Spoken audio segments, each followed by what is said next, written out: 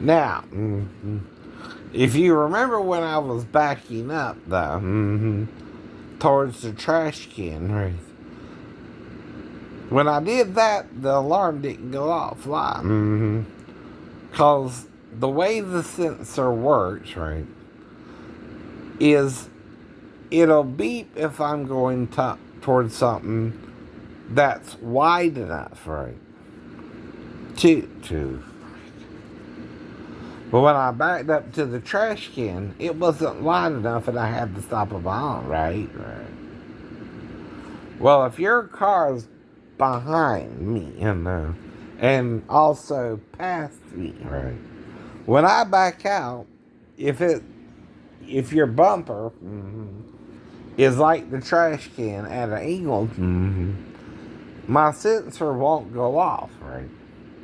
I don't even know why you stopped, right? I wouldn't expect you to stop once you passed me either, would you? Right. But I also know my space to back up is limited, right? And not only do I back up, I also go forward when I think I have enough room up, right? Right. You're backing up so far. You can also back up more at an angle and then go forward, right? You don't have to hit somebody or not normally either, right? When backing up, just because you're backing up, right? Though you don't think someone passed you,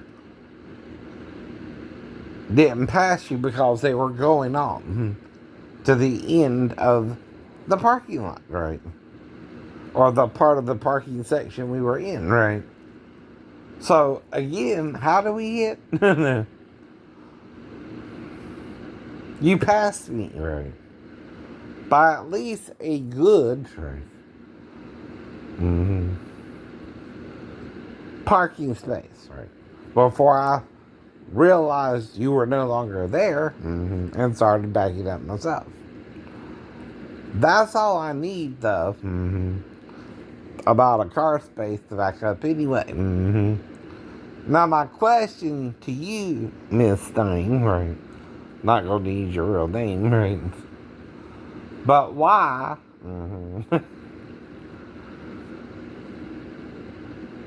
did you pass me where even my sensor at a certain angle couldn't sense you, but then I would also go forward. I wouldn't just back up, right? I would also go forward, right? What were you there for? Were you trying to back into the parking space? Right? And went past me? Right? Well, where would your car be, though? What gear would you be in if you did? Reverse? Or park? Or drive? Right? I don't know what you did wrong, but you did something wrong. I don't know, again, how the bumper of your vehicle didn't crush with my vehicle even hitting it, right? Because, see, that's what would really happen. Unless I started going forward and somehow you bumped me at a precise point on my vehicle. And because I went forward too, right, it didn't crumple the rest, right? The problem is, though, I got a $245 insurance bill or $54 insurance bill. I ain't gonna report that. That's a waste of time, right? Whatever happened, however weird it was weird. It was weird. And I ain't got time to worry about it, honey. I forgive you. Whatever made that happen, I forgive myself. I can't explain it, right? Why it happened the way it did, right? But a near miss is all that would be. Whatever happened there. And all I could figure out, or guess, is why you went past me. And then I started backing up, and why you didn't go all the way to the end, right, of the parking lot, right? And we never spoke about what you were doing behind me.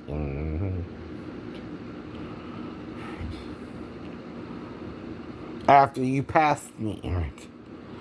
Were you letting someone out? But that's not the front of the theater where you were letting someone out, is it? No. No. Were you wanting the space? No. Did you have it in park or something? Right. You can't park there. No one expects you to park there. Do they? No. No. Right. I don't park where you park or stop where you stop. Right. Especially if someone's backing out. And I know they're trying to back out to go home. Anyway. Because if I'm at a certain angle to them backing out, I would be worried they wouldn't know what I was up to, right? Now, when I went to see a movie Saturday, right, I had another woman who wanted my parking space, right? But she had her blinker on, so I knew what she was doing. So I backed up where there was no vehicle in my way, right? And then went out towards the theater, and then went down to the end of the theater road there, and then turned left, and went on out. Because see, if I back up towards her, I'm going to hit her. But if I back up the other way, I won't hit her. So why did you pass me? Right? By at least a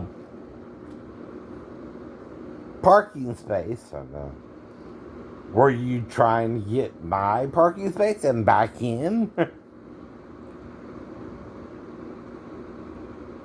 That's a serious question.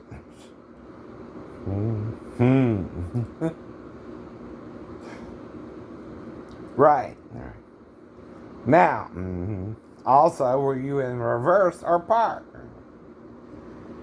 See, once you pass me and you stop, right, you're giving me less space to back out than I might normally have, right? And I don't know why you would stop after you pass me by a parking space, right? And you don't expect people to do that anyway. Even if they're trying to back in, right? They know if they pull up further, you're less likely to hit them. Right? Right.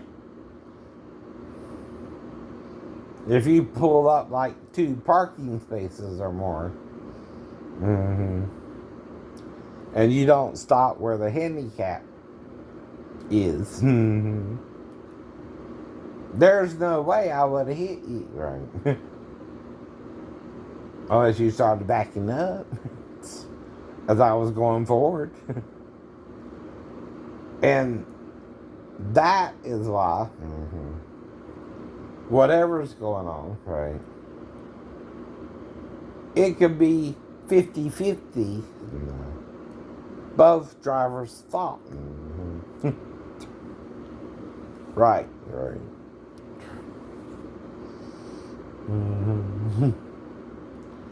Right.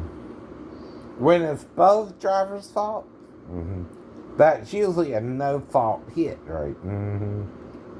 You're not doing something completely right, nor did I perfectly do something right. But our vehicles were involved in what's called a fender bender, right? Neither car was seriously damaged, right? Nobody was hurt.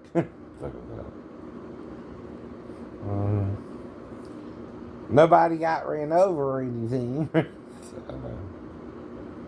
So why make it a big deal? Right. I don't know you. You don't know me.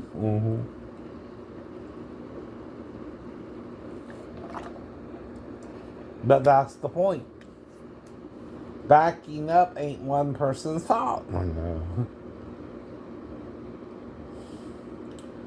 And Jesus, too, can only tell the disciples about him, right? If Constantine didn't like what he heard from the Gnostics, and out of prejudice rejected them, because he was thought paganism first, right? And the Orthodox are teaching a pagan version of Jesus, right? Not the real Jesus, not the real Jesus. The Gnostics are teaching the real Jesus and focusing on his body, right? And pointing out that if you put a different form on the cross, that of a male,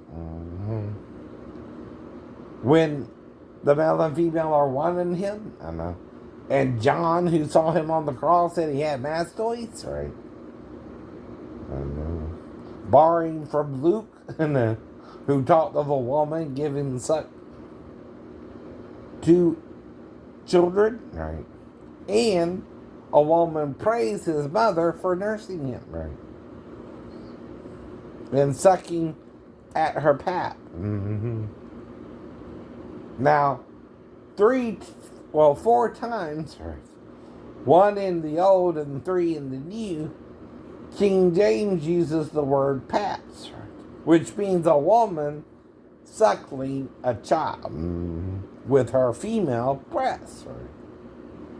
And since it's one breast, right, not both, right, I think Luke chose from the Septuagint mastoi, spelled M-A-S-T-O-I. And you also find it in the Song of Solomon.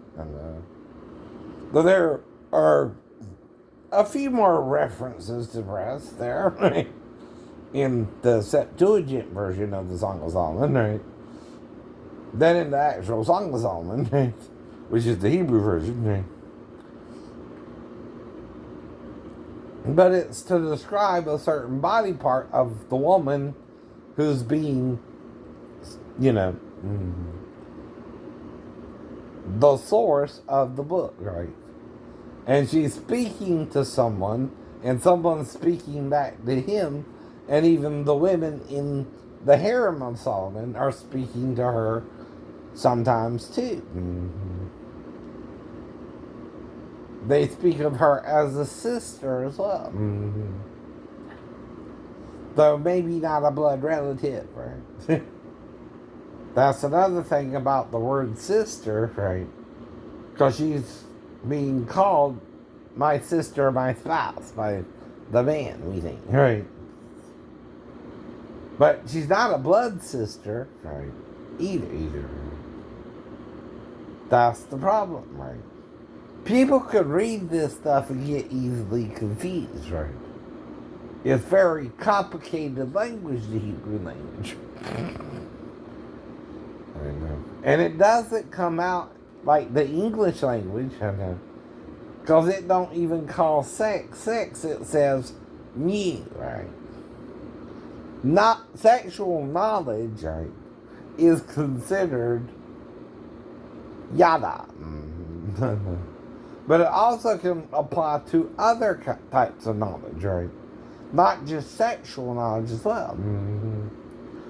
But when in chapter 4, after Adam knew Eve, right,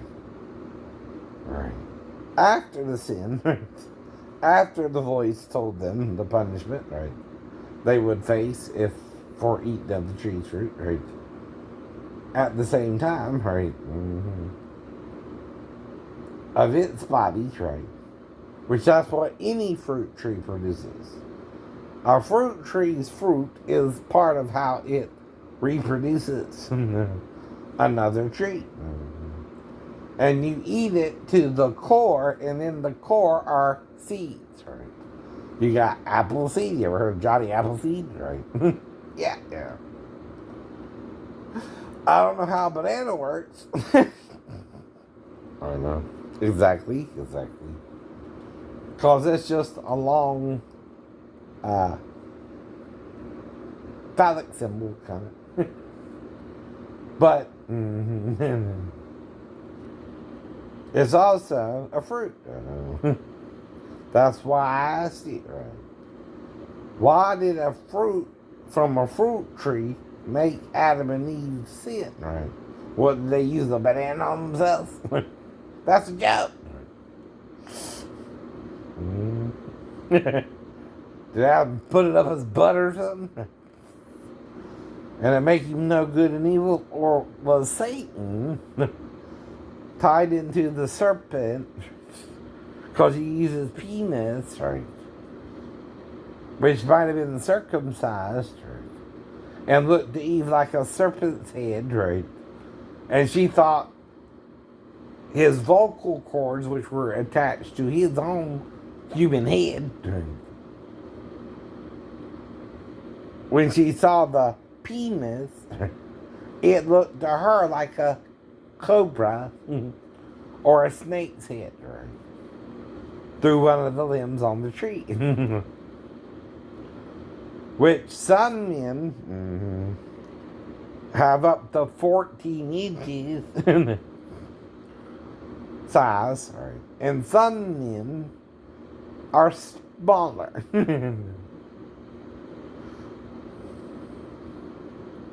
Some, on average, are 6 normally. Now, even white or black men, though, can have larger sizes, right? Both can. Or a certain size, right? For their penises, right?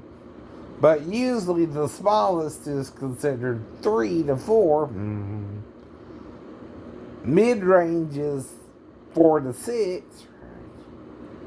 And anything bigger than that, you go into porn. Right. But also, hermaphrodites do porn, right? Now, if you're doing what I'm doing, which is seeing if they're even real, hermaphrodites are not he-she's, right? He-she still have testicles, right? And they might have a porn star's penis, right? And a he-she's penis might be bigger than yours. even. So too might a hermaphrodites, right? See, if Eve is seeing the serpent on the limb of the tree. I told you this before. This is the visual of what Eve could be seeing as she's approaching the fig tree. And maybe her and Adam also had not eaten of it because of the way the fig fruit of the fruit tree called a fig looks like.